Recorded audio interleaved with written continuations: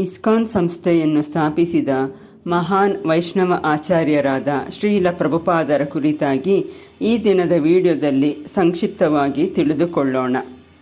Hare Krishna. ISKCON founder ಆಚಾರ್ಯ ಜಗದ್ಗುರು ಶ್ರೀಲ ಪ್ರಭುಪಾದ್ ಕಿ ಜೈ. Srila Prabhupad appearance day ಕಿ ಜೈ.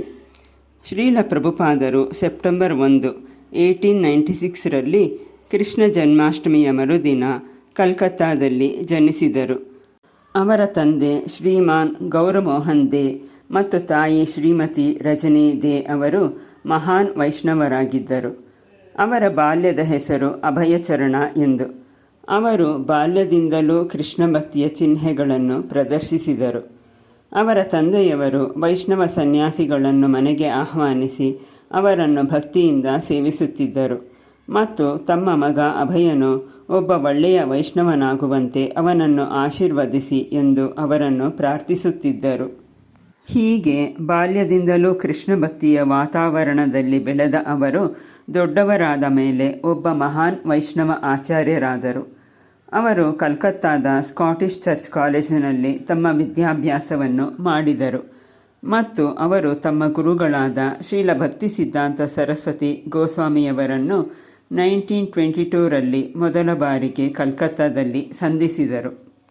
ಮಹೋನ್ನತ ವಿದ್ವಾಂಸರು ಮತ್ತು 64 ಗೌಡಿಯ ಮಠಗಳ ಸಂಸ್ಥಾಪನಾ ಆಚಾರ್ಯರೂ ಆದ ಶ್ರೀಲ ಭಕ್ತಿ ಸಿದ್ಧಾಂತ ಸರಸ್ವತಿಯವರು ಈ ವಿದ್ಯಾಸಂಪನ್ನನಾದ ಯುವಕನನ್ನು ಇಷ್ಟಪಟ್ಟು ತಮ್ಮ ಪ್ರಥಮ ಭೇಟಿಯಲ್ಲೇ ಶ್ರೀಲ ಪ್ರಭುಪಾದರನ್ನು ವೇದಜ್ಞಾನವನ್ನು ಇಂಗ್ಲಿಷ್ ಭಾಷೆಯ ಮೂಲಕ ಪ್ರಸಾರ ಮಾಡಬೇಕೆಂದು ಕೋರಿದರು.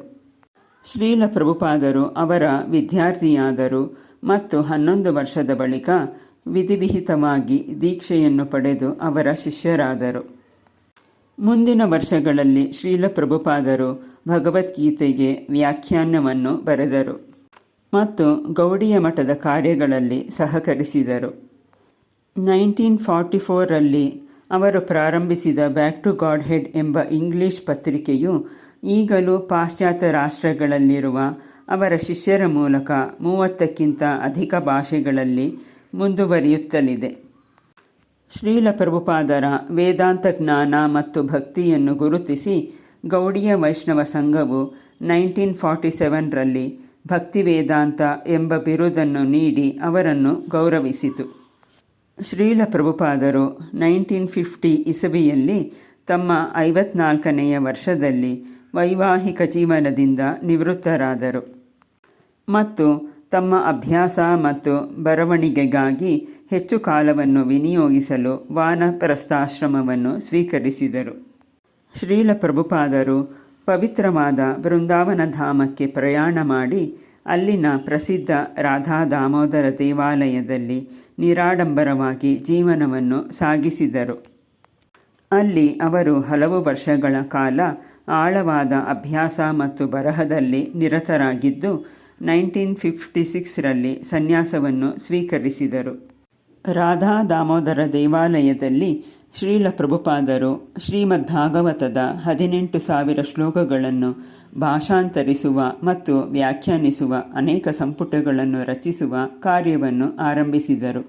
ಇದು ಅವರ ಜೀವನದ ಅದ್ಭುತ ಕಾರ್ಯವಾಗಿತ್ತು. ಅಲ್ಲಿದ್ದಾಗಲೇ ಅವರು ಇತರ ಲೋಕಗಳಿಗೆ ಸುಲಭ ಪ್ರಯಾಣ ಎಂಬ ಗ್ರಂಥವನ್ನು ಬರೆದರು. ಶ್ರೀಮದ್ಭಾಗವತದ 3 ಸಂಪುಟಗಳನ್ನು ಪ್ರಕಾಶನ ಮಾಡಿದ ನಂತರ ತಮ್ಮ ಗುರುಗಳ ಆದೇಶವನ್ನು ನೆರವೇರಿಸಲು ಶ್ರೀಲ ಪ್ರಭುಪಾದರು 1965ರಲ್ಲಿ ಅಂದರೆ ತಮ್ಮ 70ನೇ ಇಳಿವಯಸ್ಸಿನಲ್ಲಿ ಅವರು ಅಮೆರಿಕಾಗೆ ಪ್ರಯಾಣ ಮಾಡಿದರು. ಆಗ ಅವರ ಬಳಿ ಕೇವಲ 40 ರೂಪಾಯಿಗಳು ಮತ್ತು ಕೆಲವು ಶ್ರೀಮದ್ ಭಾಗವತದ ಪ್ರತಿಗಳಿದ್ದವಷ್ಟೆ. 1 ವರ್ಷ ಬಹಳ ಕಷ್ಟಪಟ್ಟ ನಂತರ 1966ರ ಜುಲೈಯಲ್ಲಿ ಅವರು ಅಂತಾರಾಷ್ಟ್ರೀಯ ಕೃಷ್ಣ ಪ್ರಜ್ಞಾ ಸಂಘವನ್ನು ಸ್ಥಾಪಿಸಿದರು. 14ನೆಯ ನವೆಂಬರ್ 1977ರಲ್ಲಿ ಅವರು ಭಗವದ್ಧಾಮವನ್ನು ಸೇರಿದರು. ಅಲ್ಲಿಯವರೆಗೆ ಅವರು ಸಂಘಕ್ಕೆ ಮಾರ್ಗದರ್ಶನ ನೀಡಿದರು. ಕೇವಲ 12 ವರ್ಷಗಳಲ್ಲಿ ತಮ್ಮ ವೃದ್ಧಾಪ್ಯದಲ್ಲಿಯೂ ಸಹ ಅವರು ಪ್ರವಚನ ಪ್ರವಾಸಗಳಿಗಾಗಿ ಇಡೀ ಭೂಮಂಡಲವನ್ನು 14 ಬಾರಿ ಪರ್ಯಟನೆ ಮಾಡಿ 6 ಖಂಡಗಳಿಗೂ ಭೇಟಿ ನೀಡಿದರು.